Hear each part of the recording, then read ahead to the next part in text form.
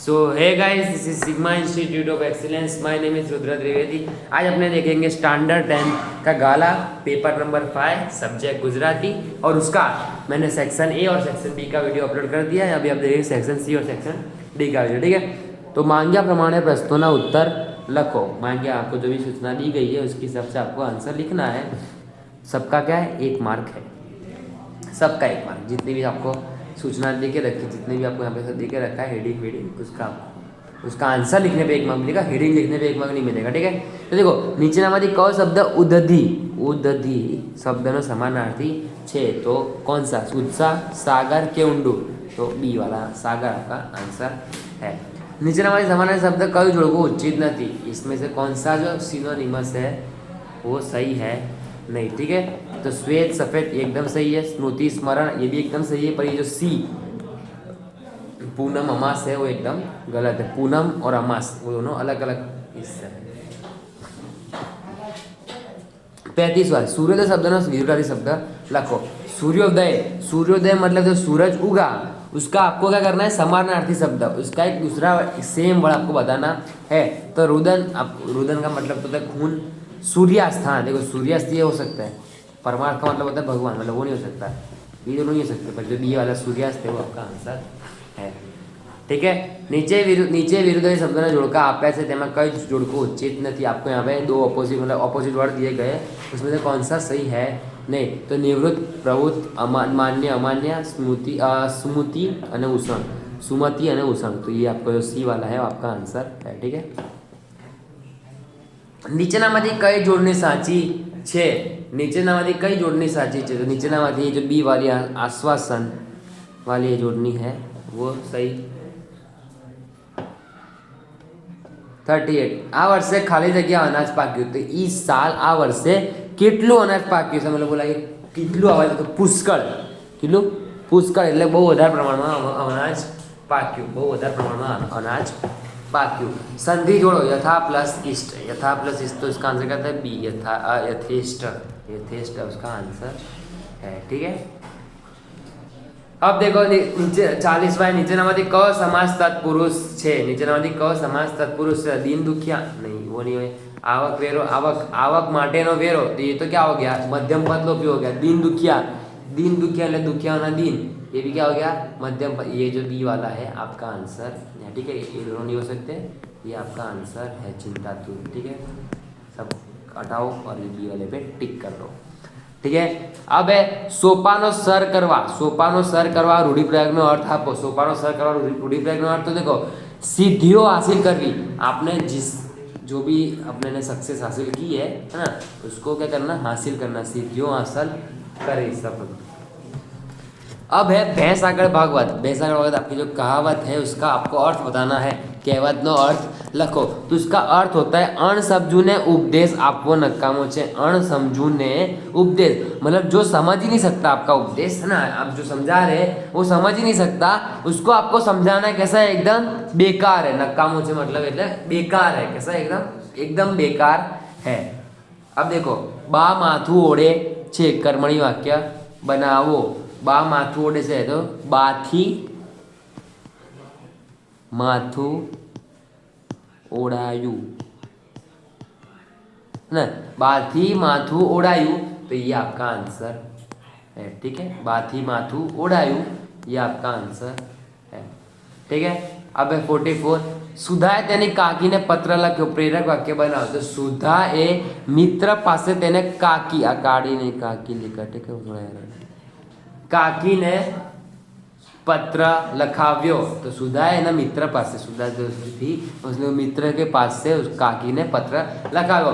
काकी है सुधा पास से पत्र लखा, आप दोनों में से कुछ भी लिख सकते हैं। काकी है सुधा पास से पत्र लखाव्यो, ये आप दोनों में से कोई भी लिख सकते हो, ठीक है। दोनों चलेंगे, ठीक है। देख लीजिए, स्क्रीनशॉट ले लीजिए। अरे मैंने पढ़ दिया, देखो मैं वापस लिख देता हूँ। बाथी अच्छे से, बाथी माथू ओढ़ायु, बाथी माथू ओढ़ायु, ठीक है। अब देखो 45वां रमो पासे बहु अटपटो हिसाब હતો। रमो पासे कैसा बहु अटपटो हिसाब હતો। રેખાંકિત વિશેષણનો પ્રકાર જણાવો। રેખાંકિત વિશેષણ मतलब આપણે जो लाइन की गई है ना, यहाँ पे जो लाइन की गई है हाँ, लाइन की गई है उसका आपको बताना है। तो ये जो अटपट्टो है उसके नीचे लाइन है, अटपट्टो है उसके नीचे लाइन है। तो अटपट्टो गुणवाचक विशेषण, अटपट्टो गुणवाचक विशेषण आपका जो अटपट्टो है वो कौन सा विशेषण है? गुणवाचक विशेषण है। अब देखो 46 નીચેનામાંથી વિકારી વિશેષણ શોધીને લખો। વિકારી વિશેષણ, तो इसमें जो मारू है बी वो आपका विकारी विशेषण है। ठीक है, बढ़ते आगे। બલાઈ તું કેવી ગાંડા જેવી વાત કરે છે, યોગ્ય વિરામ ચિહ્નો મૂકી વાક્ય ફરીથી લખો। तो બલાઈ के ऊपर 2 डबल इन्वर्टेड कॉमा, फिर और एक बलाई के बाद कॉमा, બલાઈ તું કેવી ગાંડા જેવી વાત કરે છે, फिर यहाँ पे उद्गार वाक्य, फिर वापिस डबल कॉमा, खत्म। आ देखो प्रश्न वाक्य ने अंते क्यों विराम चिन्ह मुकाय छे? प्रश्नार्थ वाक्य ना अंते, प्रश्नार्थ जब मैंने क्वेश्चन पूछ रहे हो कौन सा डालते हो? तो ये वाला ही डालते हो ना, ये जो ऐसा है 2 बनाने का, आधा 2 बनाने का, नीचे मिनट है ये जो सी वाला है ऐसा, सी क्या सॉरी ए वाला गलती से हो गया, ये जो ए वाला है प्रश्नार्थ चिन्ह ये वाला आप डालते हो। ठीक है, अब यहाँ पे आपका सेक्शन सी खत्म होता है। ठीक है, बढ़ेंगे सेक्शन डी। देखो सेक्शन डी में है नीचे આપેલ ગદ્ય ખંડનો આશરે ત્રીજા ભાગમાં સંક્ષેપીકરણ કરી તેને યોગ્ય શીર્ષક આપો। तो देखो ये पूरा पैराग्राफ दिया गया है, ये लिखा किसने? किशोर लाल मसरूवाड़ा। ये जो पैराग्राफ है लिखा है किशोर लाल मसरूवाड़ा, मतलब इन्होंने कुछ लिखा होगा उसमें से ये थोड़ा बहुत पैराग्राफ लेने में आया हुआ है। ठीक है, तो देखो इसके अंदर शीर्षक क्या लिखा है? विज्ञान की मर्यादा। विज्ञान की मर्यादा, विज्ञान है जो साइंस है वो कहाँ तक उनकी कहाँ तक सीमित है ना, उसकी भी एक मर्यादा है ना। तो कहाँ तक की मर्यादा देखते हैं। देखो इसके अंदर संक्षेपीकरण का 1/3 करना है, संक्षेपीकरण में 1/3 करना है, आपको देख लीजिए। देखो विज्ञान है असाधारण विकास साध्यो છે। પુરાણોએ કરેલી આગાહી મુજબનો પ્રલય નિપજવાની ઈશ્વરીય શક્તિ આજે માણસના હાથમાં આવી ગઈ છે। આમ મનુષ્ય અસાધારણ શક્તિઓ પ્રાપ્ત કરી લીધી હોવા છતાં રોગ પસારો અને હિંસા માનવ જીવનને સ્પર્શે નહીં એવી સંસ્કૃતિ ખેલવાની બુદ્ધિ હજી સુધી સુધાઈ नहीं। मतलब क्या बोल रहे हैं? विज्ञान है असाधारण विकास साध्य है। विज्ञान है उसने कैसा असाधारण मतलब नॉर्मली विकास किया हुआ है। पुराणों है, पुराण मतलब जो पहले की सारी बहुत सारी जो भी बुक है ना, पुराण शास्त्र है એને કરેલી આગાહી મુજબનો પ્રલય નિપજવાની ઈશ્વરીય શક્તિ આજે માણસના હાથમાં આવી ગઈ છે। कैसी? ये जो सारी शक्ति है अभी साइंस की वजह से इंसानों के हाथ में आ गई है। आम मनुष्य असाधारण शक्तिओ प्राप्त કરી લીધી હોવા છતાં રોગ પસારો અને हिंसा मानव जीवन ने स्पर्शे नहीं एवी संस्कृति खिलवानी बुद्धि है। मतलब बोलो ये 3 चीज़ें, रोग पसारो और हिंसा। देखो रोग तो उनको आता ही है ना, वो लोग बीमार तो पड़ते ही है इंसान। फिर पसारो, उनका जो टाइम जीवन पसार करना होता है वो भी उनसे होता नहीं। और हिंसा, वो लोग क्या हिंसा भी करते हैं। मानव जीवन स्पर्श नहीं एवं संस्कृति खिलवानी बुद्धि हजू सुधी सुधाई नहीं। मतलब इन लोग को रोकने की कोई भी जो बुद्धि है उनके अंदर आई हुई है नहीं। ठीक है, ये आपका था 4 मार्क का है ना। तो ये आपके 4 मार्क ये लिखोगे तो आपके 4 मार्क आ जाएंगे। अब देखो 50वां है આપેલા મુદ્દાઓ પરથી વાર્તા લખો, તેમાંથી મળતો બોધ લખી તેને યોગ્ય શીર્ષક આપો। तो देखो मैंने ये पूरे मुद्दा है ना, बहुत सारे पॉइंट दिए गए उसमें आपको श्रमનું महत्व ये आपका क्या है शीर्षक है। क्या है आप लिख देना, ये आपका शीर्षक है श्रमનું महत्व। ये पूरा आपका ये देखो यहाँ पे पूरा आपका ये कहानी आपको ज़्यादा लिखनी है तो लिख सकते हो, मैंने थोड़ी बता दी यहाँ पे, थोड़ी मतलब थोड़ी से ज़्यादा बता दी। और देखो उसका बोध क्या है? शारीरिक श्रम सौ रोगों श्रेष्ठ इलाज। शारीरिक श्रम मतलब आप जो तन से आप जितना भी श्रम करोगे मन तन से उतना ही जो सारे रोग हैं, सारे जो बीमारियां हैं वो आपसे दूर भागेंगी। श्रेष्ठ इलाज से मतलब वो अपना एक अच्छा इलाज है। ठीक है, अब 51वां देखो તમારી શાળામાં યોજાયેલા વિજ્ઞાન પ્રદર્શનનો અહેવાલ लिखा है, अहवाल है ना। ठीक है, पीपीटी थोड़ी मिस्टेक है। अहवाल आश्रय 100 शब्द में विनय मंदिर शाળામાં યોજાયેલ विज्ञान प्रदर्शन मतलब इसके बारे में आपको अहवाल लिखना है। तो देखो पहले आपका ये फॉर्मेट, पहले आप जहाँ रहते हो वहाँ का, फिर उसके बाद डेट, फिर पूरा ये का ये। ठीक है, देख लीजिए, स्क्रीनशॉट ले लीजिए। अब बढ़ते आगे देखो विचार विस्तार। आप नीचे आपेली पंक्तिओं विचार विस्तार કરો. તો દેખો સજ્જન ઉત્તમ પ્રકૃતિ શું કરી શકે કુસંગ, चंदन विष व्यापे नहीं लपट्यो रहे भुजंग. तो ये जो दो पंक्ति दी गई है एकदम, उसका आपको क्या करना है, अर्थ जो विचार विस्तार है आपको बताना है. तो देखो विचार विस्तार प्रस्तुत पंक्तियों कवि कहे છે કે જે વ્યક્તિ સજ્જન છે તેને ગમે તેવો કુસંગ પણ અસર કરી શકતો નથી. मतलब कुछ भी जो इंसान एकदम सज्जन से सही है ना, हमें सत्य की राह पे चलता है, उसको कैसा भी जो भी कुछ बीच में आ जाएगी अड़चन, और बीच में कोई भी अड़चन आएगी वो उसको रोक सकेगी नहीं. કવિ પોતાના વિચારોના અનુમોદનમાં ચંદન વૃક્ષનું ઉદાહરણ ટાંકીને એવું જણાવે છે કે ચંદનના ઝાડ પર રાત દિવસ सांप विटड़ाया रहते हैं. तो चंदन के जो पेड़ होते हैं ना, उस पे जो सांप लोग होते हैं उनको रहना अच्छा लगता है ना. परंतु सांपना ઝેરથી ચંદનનું ઝાડ ઝેરી થતું નથી. परंतु क्या चंदन का जो झाड़ है ना, चंदन का जो पेड़ है वो क्या, जो सांप का जो विष है, विष मतलब जो जहर है ना, जहर है, उससे वो जो पेड़ है वो जहरी हो जाता नहीं, मतलब एकदम वो जहरीला नहीं हो जाता. તે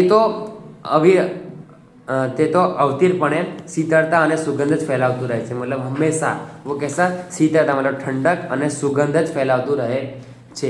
એ જ પ્રમાણે સજ્જનોના ઉમદા ચરિત્ર અને સાત્વિત્વ સ્વભાવ પર દુર્જનોના સંગ કોઈ પણ વિપરીત અસર થતી નથી. मतलब जो सही इंसान है ना, अच्छे जो सत्य की राह पे चलते हैं, वो ऐसे लोग के जो चरित्र, जो उनका चरित्र है અને सात्विक स्वभाव, उनका जो सही स्वभाव है, पर दुर्जनों संग नहीं, जो दूसरों का जो संग है ना, जो मतलब दो खराब लोगों का जो संग है, उनमें कोई विपरीत असर थती नहीं. मतलब किसी और की कोई भी असर होती है नहीं. दारू, जुगार, धूम्रपान वगैरह જેવા દૂષણો ધરાવતા લોકોની વચ્ચે રહેવા છતાં સાત્વિક પ્રકૃતિ ધરાવતી વ્યક્તિ પણ આ દૂષણોની કોઈ જ અસર થતી નથી. मतलब जो लोग दारू, धूम्रपान और जुगार खेलते हैं, उसके साथ जो सही व्यक्ति रहता है ना, जो लोग सत्य की राह पे चलते हैं, वो लोग वहाँ उनके साथ रहकर भी ये सारी लत पे चढ़ते हैं नहीं. खराब गणाता माणसने रंगे ते रंगाई जतो નથી, કેમ કે સાર નરસનાઓ ભેદ પારખી શકે છે, સોનાને કાંટ લાગતો નથી. તેવી રીતે કુળવાન અને ઉમદા માણસોને પણ દુર્જનની સોબતનો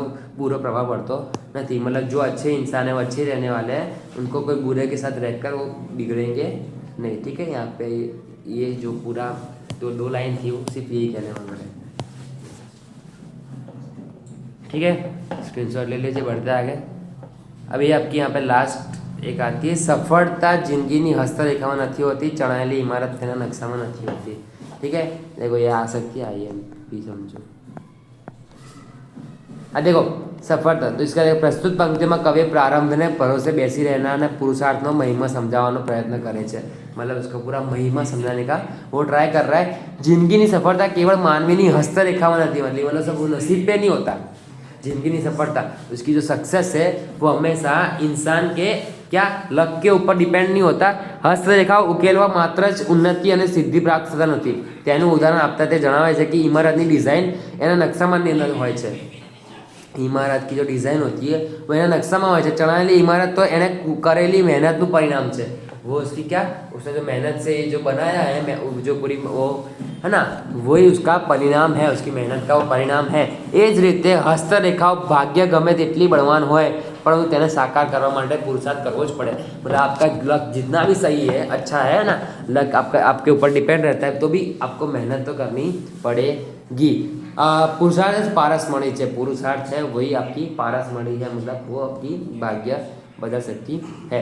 આપણે ભાગ્યને ભરોસે જ બેસી ન રહેતા, સફળ થવા સખત પુરુષાર્થ કરવો જોઈએ. मतलब अपने को जो अपने इंसान है उन लोग को क्या अपने लक के ऊपर डिपेंड नहीं रहना चाहिए. भाग्य ने भरोसे मतलब लक के ऊपर डिपेंड नहीं रहना चाहिए, परंतु बिल्कुल क्या सफल था सखत पुरुषार्थ करना पड़े. सफल सक्सेस बनने के लिए आपको बहुत सारी मेहनत करनी पड़ेगी. ठीक है, अब देखो यहाँ पे आपका ये दो जो था वो खत्म होता है. ठीक है,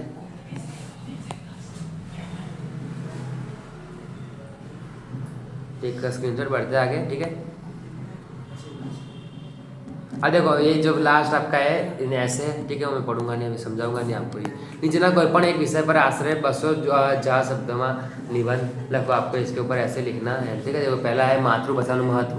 आपको माता के ऊपर आपको जो भी याद आ रहा है वो सब लिख देने का. ठीक है, यहाँ पे मातृभाषा के जो अपनी गुजराती भाषा जो भी आपकी आप घर पे जो बोलते हो भाषा, जो भी आ रहा है आपको लिख देना. ठीक है, मातृभाषा और गुजराती में लिखना है, ठीक है।